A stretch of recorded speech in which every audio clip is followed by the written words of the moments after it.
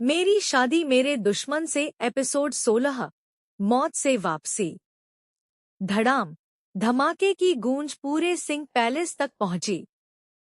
आर्यवीर, आरोही और पूरी security team तुरंत बाहर की ओर दौड़ी। सड़क पर कबीर की कार आग की लपटों में घिरी हुई थी।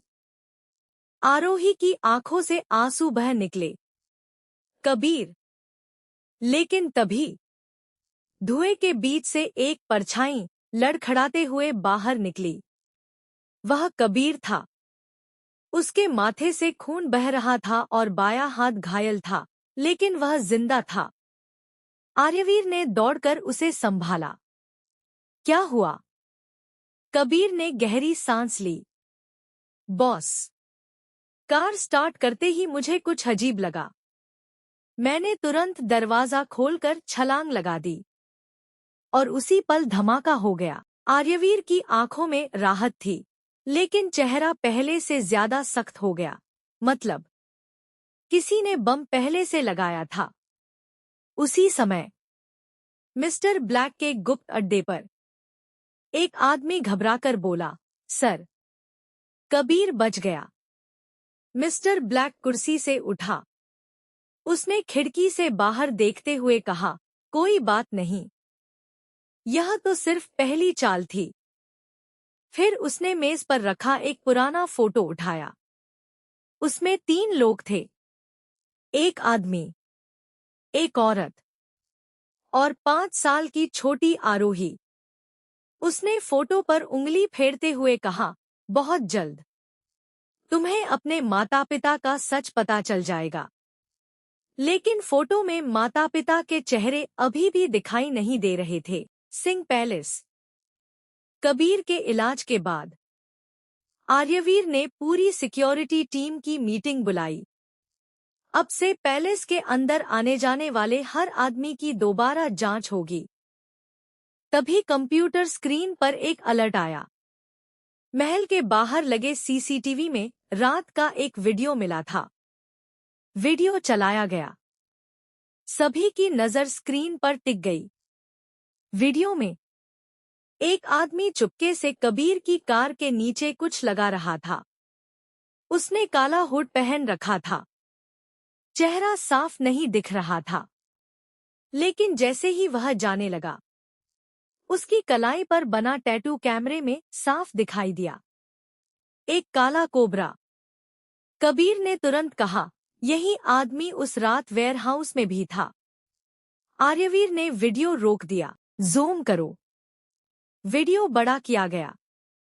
आदमी की कलाई के नीचे एक और निशान था, अंग्रेजी का अक्षर आर। आर्यवीर कुछ पल तक स्क्रीन को देखता रहा।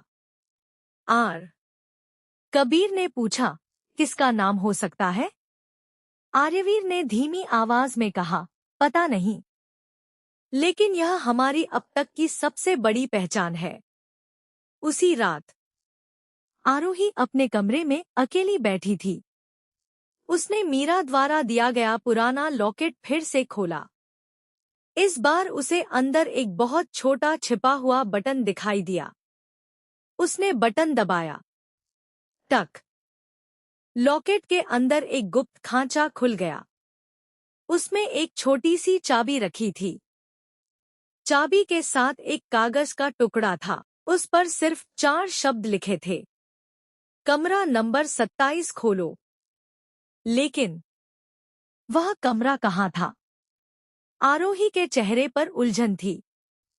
उसे नहीं पता था कि दरवाजे के बाहर खड़ा एक नकाबपोश आदमी उसकी हर हरकत देख रहा था। उसने फोन मिलाया और धीरे से कहा, सर, उसे चाबी मिल गई है। दूसरी तरफ से मिस्टर ब्लैक की आवाज आई, अब असली खेल शुरू होगा। एपिसोड 16 समाप्त। आगे अगले एपिसोड में पहली बार कमरा नंबर 27 इंच का रहस्य सामने आएगा, जहां आरोही के अतीत से जुड़ा ऐसा सबूत मिलेगा जो पूरी कहानी की दिशा बदल सकता है। उपन्यास मेरी शादी मेरे दुश्मन से एपिसोड 17 कमरा नंबर 27। रात के 3 बजे आरोही के हाथ में वह छोटी सी चाबी थी। उस पर खुदा था। 27 उसी समय दरवाजे पर दस्तक हुई। आर्यवीर अंदर आया। उसने देखा कि आरोही के चेहरे पर चिंता साफ दिखाई दे रही थी। क्या हुआ? आरोही ने बिना कुछ छिपाए चाबी और कागज उसे दे दिया। आर्यवीर ने ध्यान से देखा। कमरा नंबर 27। कबीर भी अंदर आ गया। उसने चाबी देखते ही कहा, बॉस, मुझे याद आया। क्या? शांति अनाथालय के पुराने रिकॉर्ड में एक बंद कमरा था जिसका नंबर 27 था। आरोही ने तुरंत कहा, मतलब हमें वहीं जाना होगा। आर्यवीर कुछ पल सोचता रहा। अगर यह मिस्टर ब्लैक का जाल हुआ तो? आरोही ने दृढ़ आवाज में कहा, अगर हम नहीं गए तो शायद कभी सच नहीं जान पाएंगे। आर्यवीर ने उसकी आंखों में देखा। ठीक है, लेकिन तुम अकेली नहीं जाओगी। अगली सुबह आर्यवीर, आरोही, कबीर और 4 कमांडो शांति अनाथालय पहुंचे। इमारत कई सालों से बंद थी। टूटी हुई खिड़कियां, धूल से भरे गलियारे और चारों तरफ अजीब सी खामोशी। कबीर ने धीरे से कहा, लगता है यहां वर्षों से कोई नहीं आया। वे पुराने गलियारे से होते हुए आखिर कमरा नंबर 27 के सामने पहुंचे। दरवाजे पर भारी जंग लगा ताला था। आरोही ने कांपते हाथों से चाबी लगाई। टक, ताला खुल गया। दरवाजा धीरे धीरे खुला। कमरे में सिर्फ एक पुरानी लकड़ी की मेज, एक अलमारी और दीवार पर टंगी एक घड़ी थी जो रात 12:15 पर रुकी हुई थी। आरोही अलमारी के पास गई। उसके अंदर एक लोहे का बॉक्स रखा था। बॉक्स पर भी वही काला कोबरा बना था। आर्यवीर ने सावधानी से बॉक्स खोला। अंदर कुछ पुराने दस्तावेज, एक वीडियो कैसेट और एक फोटो। आरोही ने फोटो उठाई। उसे देखते ही उसके हाथ कांप गए। फोटो में 5 साल की आरोही थी और उसके साथ खड़ा वही नकाबपोश आदमी, लेकिन इस बार उसका चेहरा आधा दिखाई दे रहा था। आर्यवीर ने ध्यान से देखा। ये चेहरा मैंने कहीं देखा है। तभी धड़ाम, कमरे का दरवाजा अपने आप बंद हो गया। बाहर से लोहे की कुंडी लगने की आवाज आई। कमरे की लाइट बंद हो गई और स्पीकर से मिस्टर ब्लैक की आवाज गूंजी, स्वागत है कमरा नंबर 27 में। यहीं से तुम्हारी असली परीक्षा शुरू होती है। आरोही ने दरवाजा खोलने की कोशिश की, लेकिन वह बाहर से बंद हो चुका था। उसी समय कमरे की दीवार धीरे धीरे खिसकने लगी और उसके पीछे एक गुप्त सुरंग दिखाई दी। सुरंग से ठंडी हवा आ रही थी और अंदर गहरा अंधेरा था। मिस्टर ब्लैक की आवाज फिर गूंजी, अगर सच जानना है तो इस सुरंग में उतरना होगा, लेकिन याद रखना, अंदर जाने के बाद वापस लौटने का रास्ता नहीं होगा। आर्यवीर ने अपनी टॉर्च निकाली। उसने आरोही का हाथ मजबूती से थाम लिया। जो भी होगा, इस बार हम साथ झेलेंगे। आरोही ने पहली बार बिना डरे उसकी तरफ देखा और सिर हिलाया। दोनों ने एक साथ सुरंग की ओर कदम बढ़ाया और उनके पीछे दरवाजा अपने आप बंद हो गया। जमीन के नीचे छिपा सच। सुरंग पूरी तरह अंधेरे में डूबी हुई थी। आर्यवीर आगे चल रहा था। उसके एक हाथ में टॉर्च थी और दूसरे हाथ से उसने आरोही का हाथ मजबूती से पकड़ रखा था। पीछे कबीर और 4 कमांडो सावधानी से आगे बढ़ रहे थे। सुरंग की दीवारों पर नमी थी। हर कदम की आवाज गूंज रही थी। अचानक कबीर रुक गया। बॉस। आर्यवीर ने पीछे देखा। क्या हुआ? कबीर ने टॉर्च जमीन पर डाली। मिट्टी में ताजा जूतों के निशान थे। कोई हमसे पहले भी यहां आया है। आर्यवीर नीचे झुका। उसने निशानों को ध्यान से देखा। ज्यादा पुरानी नहीं है, शायद आज ही के। इसका मतलब था कोई उन्हें इस सुरंग तक लाने के बाद भी यही मौजूद था। कुछ देर बाद सुरंग एक विशाल भूमिगत हॉल में खुली। हॉल के बीचों बीच एक पुराना प्रोजेक्टर रखा था। सामने सफेद पर्दा और उसके पास एक लकड़ी की मेज। मेज पर धूल जमी थी, लेकिन प्रोजेक्टर बिल्कुल नया लग रहा था, जैसे किसी ने अभी कुछ देर पहले ही उसे चालू किया हो। आरोही धीरे धीरे आगे बढ़ी। तभी टक, प्रोजेक्टर अपने आप चालू हो गया। पर्दे पर एक वीडियो चलने लगा। वीडियो में एक महिला दिखाई दी। उसकी उम्र लगभग 30 साल थी। चेहरे पर घबराहट साफ थी। वह सीधे कैमरे की तरफ देखकर बोली, अगर यह वीडियो मेरी बेटी देख रही है तो इसका मतलब मैं उसे बचा नहीं पाई। आरोही की आंखें भर आईं। क्या ये मेरी मां है? वीडियो में महिला आगे बोली, आरोही, अगर तुम यह सुन रही हो तो किसी पर आंख बंद करके भरोसा मत करना। तुम्हारे पापा ने एक ऐसी चीज छिपाई थी जिसके लिए लोग पूरी दुनिया जला सकते हैं। इतना कहते ही वीडियो अचानक रुक गया। स्क्रीन काली हो गई। कबीर ने मशीन की जांच की। किसी ने फिल्म का बाकी हिस्सा निकाल लिया है। आर्यवीर ने मुट्ठी भींच ली। Mister black. उसी समय हॉल की दूसरी तरफ से धीमी ताली की आवाज आई। ठक ठक ठक। सबने एक साथ उधर देखा। अंधेरे से एक लंबा आदमी बाहर आया। उसने काला कोट पहन रखा था, लेकिन इस बार उसने नकाब नहीं पहना था। सबकी नजर उसके चेहरे पर टिक गई। कबीर हैरानी से बोला, ये असंभव है। आर्यवीर की आंखें फैल गईं। तुम? वह आदमी हल्का सा मुस्कुराया। हाँ आर्यवीर, इतने साल बाद मिल रहे हैं। उसका चेहरा देखकर साफ लग रहा था कि आर्यवीर उसे पहले से जानता है, लेकिन वह कौन था यह अभी भी रहस्य बना रहा। वह आदमी मुस्कुराकर बोला, मिस्टर ब्लैक से मिलने की इतनी जल्दी मत करो, मैं तो सिर्फ उसका दूत हूं। इतना कहकर उसने अपनी जेब से एक छोटा रिमोट निकाला और बटन दबा दिया। धड़ाम! सुरंग का प्रवेश द्वार बड़े पत्थरों से बंद हो गया। अब आर्यवीर, आरोही, कबीर और उनकी टीम जमीन के नीचे फंस चुकी थी। अतीत का गवाह। विशाल भूमिगत हॉल में सन्नाटा छा गया। पत्थरों से सुरंग का रास्ता पूरी तरह बंद हो चुका था। आर्यवीर ने सामने खड़े आदमी को ध्यान से देखा। उसका चेहरा जाना पहचाना लग रहा था। अचानक आर्यवीर की आंखें फैल गईं। तुम? Doctor summer Mehta. कबीर भी चौंक गया। लेकिन 5 साल पहले तो आपकी मौत हो गई थी। डॉक्टर समर हल्का सा मुस्कुराया। यही तो दुनिया को बताया गया था। आरोही ने उलझन से पूछा, आप कौन हैं? डॉक्टर समर उसकी तरफ मुड़े। मैं तुम्हारे पिता का सबसे करीबी दोस्त था, और वही इंसान जिसने तुम्हें आखिरी बार तुम्हारे माता पिता के साथ देखा था। आरोही की सांसें रुक गईं। तो मेरे मम्मी पापा? समर की आंखों में दर्द उतर आया। वे बहुत अच्छे लोग थे, लेकिन उन्होंने एक ऐसी चीज अपने पास रख ली थी जिसे मिस्टर ब्लैक हर कीमत पर हासिल करना चाहता था। आर्यवीर ने पूछा, वह चीज क्या थी? समर ने सिर हिलाया। अभी नहीं, पहले तुम्हें यहां से जिंदा निकलना होगा। तभी पूरे हॉल में सायरन बज उठा। Beep beep beep. दीवारों पर लाल लाइटें चमकने लगी। एक मशीन जैसी आवाज गूंजी, सिक्योरिटी प्रोटोकॉल एक्टिव। 5 मिनट में पूरा सेक्टर सील कर दिया जाएगा। कबीर ने घड़ी देखी। बॉस, हमारे पास सिर्फ 5 मिनट है। डॉक्टर समर तेजी से एक पुरानी लोहे की अलमारी के पास पहुंचे। उन्होंने एक ईंट दबाई। घरर। दीवार का एक हिस्सा खिसक गया। उसके पीछे एक संकरा रास्ता दिखाई दिया। यही बाहर निकलने का रास्ता है। सभी उस तरफ दौड़ पड़े। लेकिन जैसे ही आरोही उस रास्ते तक पहुंची, उसे जमीन पर कुछ चमकता हुआ दिखाई दिया। वह झुकी। एक पुरानी चांदी की पायल, उसी डिजाइन की जो उसे बचपन की धुंधली यादों में दिखाई देती थी। जैसे ही उसने पायल उठाई, उसकी आंखों के सामने एक याद चमकी। एक छोटी बच्ची, एक आदमी उसे गोद में उठाकर भाग रहा है। पीछे गोलियों की आवाज, और उसकी मां चिल्ला रही है, आरोही को लेकर भागो, उसे किसी भी कीमत पर बचाना। आरोही का सिर दर्द से फटने लगा। आर्यवीर ने तुरंत उसे संभाला। आरोही, उसने कांपती आवाज में कहा, मुझे कुछ याद आया है। उसी समय मिस्टर ब्लैक अपने गुप्त कंट्रोल रूम में बैठा सब कुछ कैमरों से देख रहा था।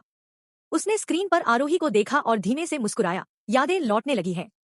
उसने इंटरकॉम उठाया। फेज 2 शुरू करो। उसके आदेश के साथ ही भूमिगत हॉल की छत से लोहे के भारी दरवाजे गिरने लगे। हर दरवाजा उनके भागने का एक और रास्ता बंद कर रहा था। अब उनके पास सिर्फ एक आखिरी रास्ता बचा था, और उसके अंत में कौन इंतजार कर रहा था, यह कोई नहीं जानता था। अधूरी यादें। लोहे के दरवाजे एक एक करके गिर रहे थे। धड़ाम धड़ाम। डॉक्टर समर सबसे आगे भाग रहे थे। उनके पीछे आर्यवीर, आरोही, कबीर और कमांडो।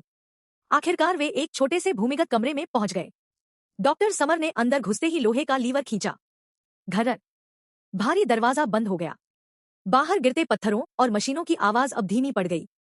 सबने राहत की सांस ली। आरोही अभी भी अपना सिर पकड़े बैठी थी। आर्यवीर उसके पास घुटनों के बल बैठ गया। आरोही, मेरी तरफ देखो। आरोही ने धीरे धीरे आंखें खोली। मुझे कुछ याद आया है। क्या? मैंने एक आदमी को देखा। उसने मुझे गोद में उठाया था। उसके हाथ पर। वह अचानक रुक गई। कबीर ने पूछा, उसके हाथ पर क्या था? आरोही ने कांपती आवाज में कहा, एक जला हुआ निशान। अंग्रेजी का अक्षर आर। कमरे में सन्नाटा छा गया। आर्यवीर और कबीर ने एक दूसरे की तरफ देखा। उन्हें तुरंत सीसीटीवी वाले आदमी की कलाई याद आ गई, जिस पर भी आ बना था। डॉक्टर समर ने गहरी सांस ली। अब समय आ गया है कि मैं कुछ सच बता दूं। सभी उनकी तरफ देखने लगे।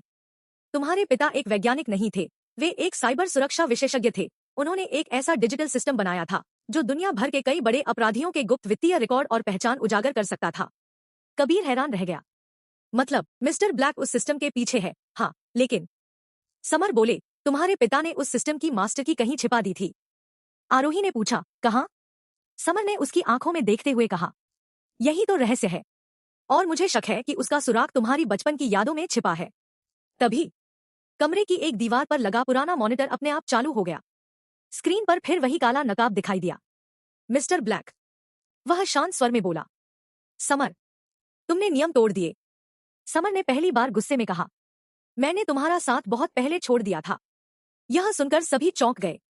आर्यवीर ने तुरंत पूछा, क्या तुम पहले मिस्टर ब्लैक के साथ थे? समर ने सिर झुका लिया। हाँ, लेकिन जब मुझे पता चला कि वह मासूम लोगों को मार रहा है, तो मैंने उसका साथ छोड़ दिया और आरोही को बचाने में उसके माता पिता की मदद की। मिस्टर ब्लैक ने धीमी हंसी हंसी। समर, तुमने 20 साल पहले भी गलती की थी, और आज फिर वही गलती कर रहे हो। अचानक स्क्रीन पर एक और वीडियो चलने लगा। उसमें एक कुर्सी से बंधा हुआ आदमी दिखाई दिया। उसका चेहरा चोटों से भरा था। अनाया उसे देखते ही चिल्ला उठी, पापा। सभी स्तब्ध रह गए। आर्यवीर अविश्वास से स्क्रीन को देखता रह गया। ये हमारे पिता? मिस्टर ब्लैक की आवाज गूंजी। हाँ, आर्यवीर, जिन्हें तुमने 20 साल पहले मरा हुआ समझ लिया था, वे अभी भी जिंदा है। स्क्रीन अचानक काली हो गई। कमरे में ऐसा सन्नाटा छा गया कि किसी की सांसों की आवाज भी साफ सुनाई दे रही थी। आर्यवीर ने अपनी मुट्ठियां भींच ली। अगर यह सच था, तो 20 साल पहले हुआ सब कुछ झूठ था। जिंदा या छलावा? कमरे में गहरा सन्नाटा छाया हुआ था। स्क्रीन काली हो चुकी थी, लेकिन उस पर दिखी आखिरी तस्वीर अब भी सबके दिमाग में घूम रही थी। आर्यवीर की आवाज भारी हो गई। नहीं, यह सच नहीं हो सकता। अनाया की आंखों से आंसू बह रहे थे। भैया, वो पापा ही थे। मैं उन्हें पहचानती हूँ। कबीर ने तुरंत स्क्रीन के सिस्टम की जांच शुरू कर दी। कुछ मिनट बाद उसने कहा, बॉस, यह लाइव वीडियो नहीं था।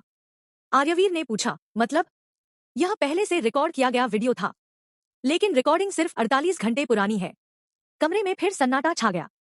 अगर वीडियो नया था, तो इसका मतलब था आर्यवीर के पिता शायद सचमुच जिंदा थे। डॉक्टर समर आगे आए।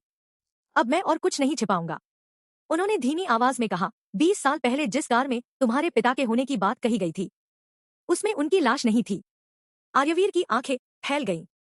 फिर वह हादसा नहीं था, एक सुनियोजित हमला था। हमलावरों ने तुम्हारे पिता का अपहरण कर लिया। अनाया ने रोते हुए पूछा, तो हमें क्यों कहा गया कि वो मर चुके हैं? समर ने जवाब दिया, क्योंकि अगर सच सामने आ जाता, तो पूरा सिंह परिवार उसी दिन खत्म कर दिया जाता। तभी पूरे कमरे की लाइट एक बार फिर झिलमिलाई।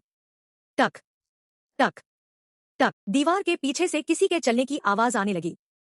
सभी ने अपने हथियार निकाल लिए। आर्यवीर ने इशारे से सभी को सतर्क रहने को कहा। आवाज धीरे धीरे पास आ रही थी। फिर दीवार का एक हिस्सा खिसका। अंदर से लगभग 70 साल का एक बूढ़ा आदमी बाहर निकला। उसके लंबे सफेद बाल थे और हाथ में एक पुरानी लालटेन। वह सीधे डॉक्टर समर की तरफ देखकर बोला, तुम आखिर लौट ही आए। समर ने सम्मान से सिर झुका दिया, गुरुजी। आर्यवीर ने पूछा, ये कौन है? समर ने कहा, इनका नाम आचार्य देव है।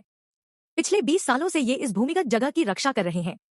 आचार्य देव की नजर आरोही पर पड़ी। उन्होंने कुछ पल उसे ध्यान से देखा, फिर अपनी जेब से एक पुरानी अंगूठी निकाली। अंगूठी पर वही निशान बना था, आर। आचार्य देव ने कांपती आवाज में कहा, मैं इस अंगूठी के असली मालिक का इंतजार 20 साल से कर रहा था। आरोही ने हैरानी से पूछा, ये अंगूठी किसकी है? आचार्य देव ने जवाब दिया, तुम्हारे पिता की। और उसी क्षण पूरी सुरंग एक जोरदार धमाके से हिल उठी। धड़ाम, छत से धूल और पत्थर गिरने लगे। कबीर ने चिल्लाकर कहा, बॉस, किसी ने ऊपर से पूरी सुरंग उड़ानी शुरू कर दी है। आर्यवीर ने तुरंत आरोही का हाथ पकड़ लिया। अब उनके पास सिर्फ एक ही रास्ता था, या तो सच के साथ जिंदा बाहर निकले, या इसी सुरंग में हमेशा के लिए दफन हो जाए। आर का रहस्य। धड़ाम, सुरंग फिर से जोर से कांपी। छत से पत्थर गिरने लगे। कबीर ने तुरंत अपनी टीम को आदेश दिया, सब लोग दीवार से दूर हो जाओ। आर्यवीर ने आरोही को अपने पीछे कर लिया ताकि उस पर कोई पत्थर न गिरे। आचार्य देव ने शांत स्वर में कहा, घबराओ मत, यह सुरंग पूरी नहीं गिरेगी। यहाँ एक गुप्त रास्ता है। उन्होंने दीवार पर बने पुराने सिंह के निशान को दबाया। घर दीवार का एक हिस्सा धीरे धीरे खुल गया। सभी उस गुप्त रास्ते में चले गए। जैसे ही वे अंदर पहुंचे, पीछे का रास्ता अपने आप बंद हो गया। गुप्त कक्ष छोटा था। बीच में एक लकड़ी की मेज रखी थी, जिस पर धूल जमी हुई थी। मेज के ऊपर एक पुराना लोहे का डिब्बा रखा था। आचार्य देव ने अपनी जेब से वही अंगूठी निकाली और डिब्बे के ताले में लगाई। टक, ताला खुल गया। अंदर एक पुरानी डायरी और एक मुहर लगी हुई फाइल थी। फाइल के पहले पन्ने पर सिर्फ एक बड़ा अक्षर लिखा था, आर। आरोही ने धीरे से पूछा, क्या यही वह आर है? आचार्य देव ने सिर हिलाया। हाँ, लेकिन इसका मतलब किसी व्यक्ति का नाम नहीं है। सभी हैरान रह गए। उन्होंने फाइल खोली। उसमें लिखा था, आर रक्षक, रक्षक। आचार्य देव बोले, 20 साल पहले कुछ ईमानदार लोग मिलकर एक गुप्त संगठन चलाते थे। उसका नाम था रक्षक। इस संगठन का काम था बड़े अपराधियों और माफिया नेटवर्क के सबूत सुरक्षित रखना। डॉक्टर समर ने आगे कहा, आरोही के पिता उसी संगठन के प्रमुख सदस्यों में से एक थे।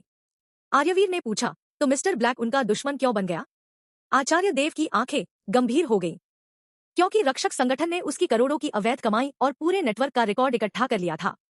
अगर वह रिकॉर्ड दुनिया के सामने आ गया तो मिस्टर ब्लैक का पूरा साम्राज्य खत्म हो जाएगा। आरोही ने धीरे से पूछा, वह रिकॉर्ड अब कहाँ है? आचार्य देव मुस्कुराए। यही तो सवाल है जिसका जवाब मिस्टर ब्लैक 20 साल से ढूंढ रहा है। तभी फाइल के अंदर से एक पुराना नक्शा नीचे गिरा। नक्शे पर एक जगह लाल घेरे से चिन्हित थी। उसके नीचे लिखा था, चंद्रकोट किला। कबीर ने तुरंत कहा, बॉस, यह किला शहर से लगभग 200 किलोमीटर दूर है। डॉक्टर समर का चेहरा गंभीर हो गया। अगर मेरा अंदाजा सही है तो मास्टर की वहीं छिपी है। उसी समय मिस्टर ब्लैक अपने कंट्रोल रूम में बैठा मुस्कुरा रहा था। उसने स्क्रीन पर नक्शा देखा। आखिर तुम लोग वहां पहुंच ही गए। उसने अपने आदमियों की ओर देखा। ऑपरेशन फाइनल हंट शुरू करो। आर्यवीर को चंद्रकोट तक पहुंचने दो, क्योंकि असली जाल वहीं बिछाया गया है। उसकी रहस्यमयी मुस्कान कमरे में फैल गई। चंद्रकोट की ओर सुबह के 5 बजे सिंह पैलेस के आंगन में 5 काली एसयूवी तैयार खड़ी थी। आर्यवीर ने पूरी टीम को आखिरी बार देखा। इस मिशन में सिर्फ वही लोग जा रहे थे जिन पर उसे पूरा भरोसा था। आर्यवीर, आरोही, कबीर, अनाया, डॉक्टर समर, आचार्य देव और 6 प्रशिक्षित कमांडो। दादा साहब ने आगे बढ़कर आर्यवीर के कंधे पर हाथ रखा। बेटा, इस बार लड़ाई सिर्फ दुश्मन से नहीं, समय से भी है। आर्यवीर ने सिर झुकाकर उनका आशीर्वाद लिया। रास्ते में कार तेजी से पहाड़ी सड़क पर दौड़ रही थी। आरोही खिड़की से बाहर देख रही थी। उसके मन में बार बार वही सवाल घूम रहा था, आखिर मेरे माता पिता कौन थे और मिस्टर ब्लैक मुझे जिंदा क्यों चाहता है? आर्यवीर ने उसकी बेचैनी महसूस की। डर लग रहा है? आरोही हल्की सी मुस्कुराई। डर तो है, लेकिन अब सच जाने बिना रुकना नहीं चाहती। आर्यवीर ने पहली बार उसका हाथ अपने हाथ में लिया। जब तक मैं जिंदा हूं तुम्हें कुछ नहीं होने दूंगा। आरोही ने उसकी तरफ देखा। उसकी आंखों में पहली बार सुकून दिखाई दिया। उसी समय एक पहाड़ी के ऊपर दूरबीन से उनकी गाड़ियों पर नजर रखी जा रही थी। वह आदमी वायरलेस पर बोला, टारगेट चंद्रकोट की ओर बढ़ रहा है।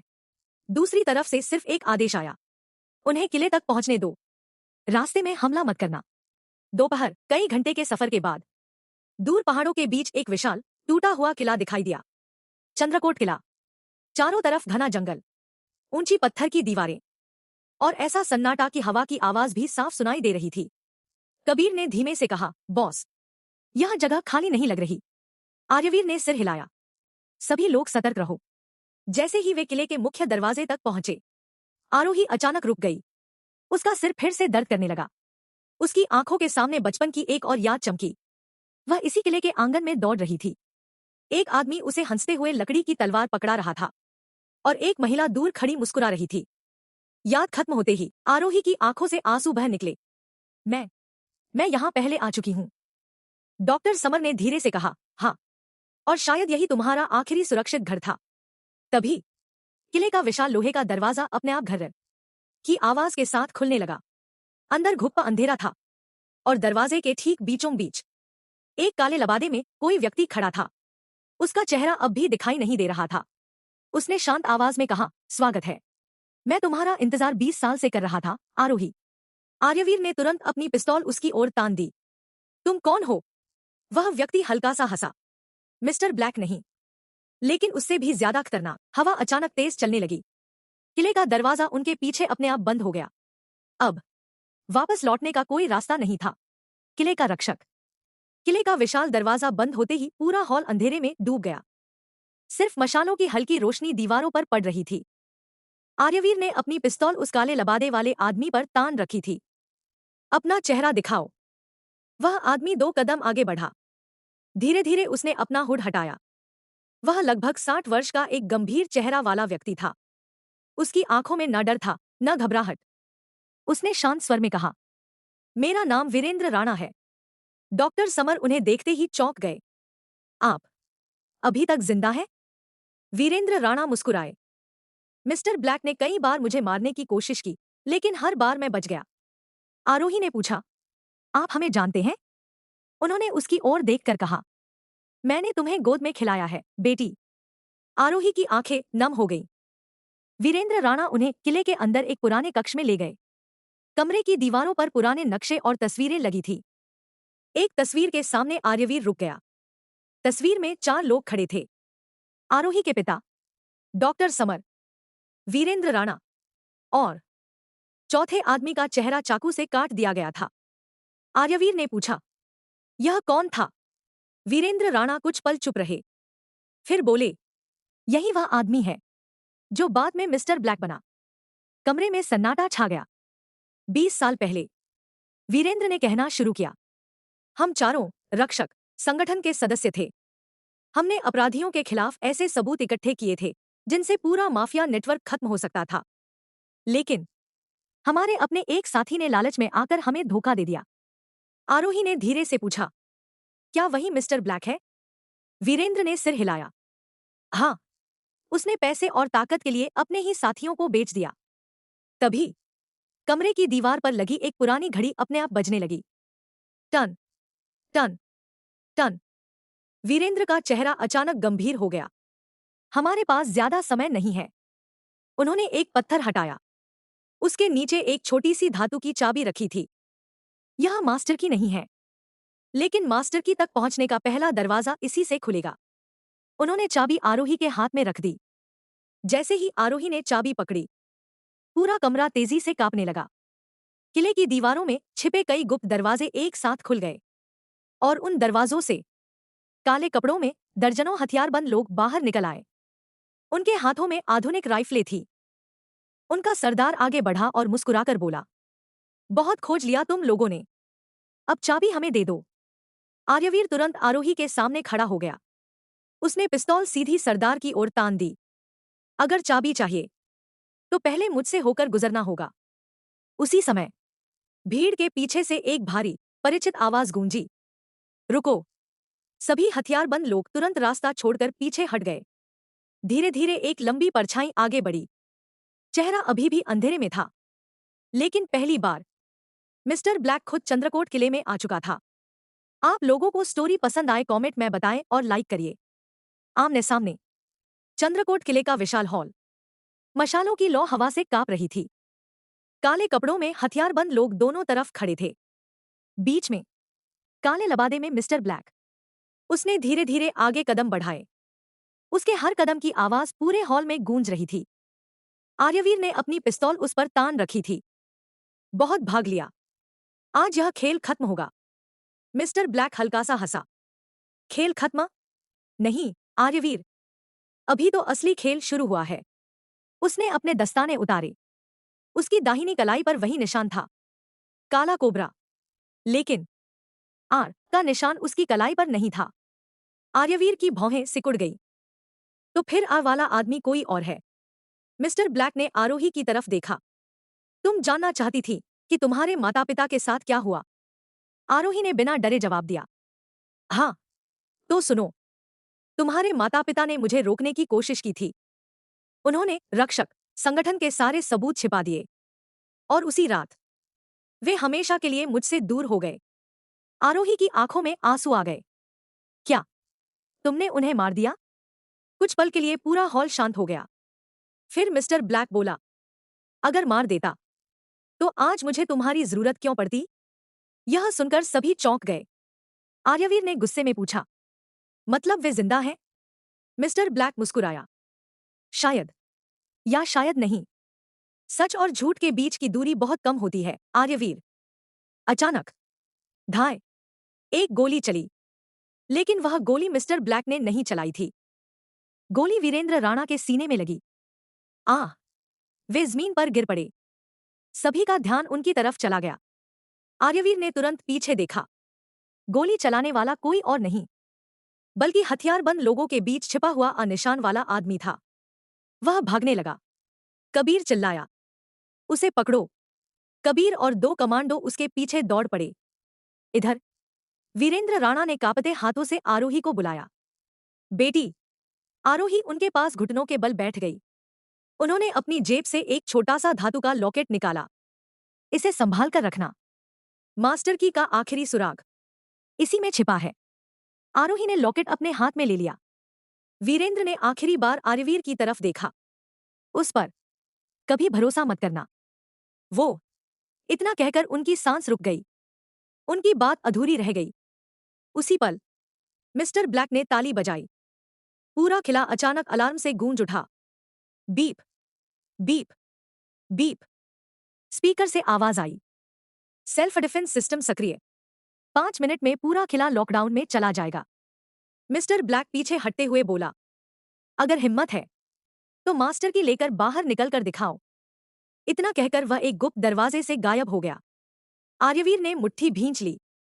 अब यह सिर्फ पीछा नहीं था, यह समय के खिलाफ दौड़ थी। एपिसोड 25 समाप्त।